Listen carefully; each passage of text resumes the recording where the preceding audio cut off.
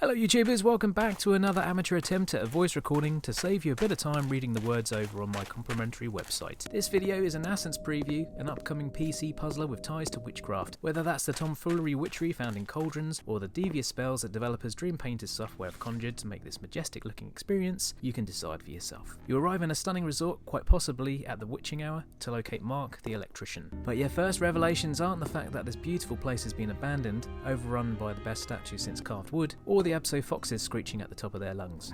It's probably the underlying menace of figures made of sticks and how growing mushrooms indoors can mess with your mojo. While some of the buildings have been left in a hurry with the same kind of urgency of eating a vindaloo the night before, the occupants still managed to lock the doors, so you're on the hunt for keys, combinations, and asking the question, where the bloody hell is Mark? Cue some oohs and ahs as you look at the moon through the towering trees and that craftsmanship of the aforementioned carvings and just all round swooning at the visuals. That's what I found myself doing, like I have some sort of texture fetish with paint peels, wood blemishes, or marvelling at the muddy puddles but unable to jump in them like some decadent preteen pig. Your character, Thomas, is a photographer and you get the opportunity of developing some discarded negatives. It's been many years since making a pinhole camera from a biscuit tin, so I had to be reminded to close the dark room door. Zooming in like a clumsy decade, I just knew that I would shed a few pounds at the next revelation in the developed photos. Fortunately, it was only my imagination that went nuts, so I saved the embarrassment of crying at the sight of a scary witch, or worse, a photo of a fully grown man in Speedos. The puzzles and questions were just right. Solving them without assistance made me feel a little self-important, but I admittedly winged a few bits, clicking on the things that stuck out the most. Ignoring the invisible walls fiendishly placed in the demo to keep us rats under control, Nascence is already a very polished experience. It's been enough to whet my appetite, turn a few hairs grey, and get stoked for when the game comes out on Steam sometime in 2021.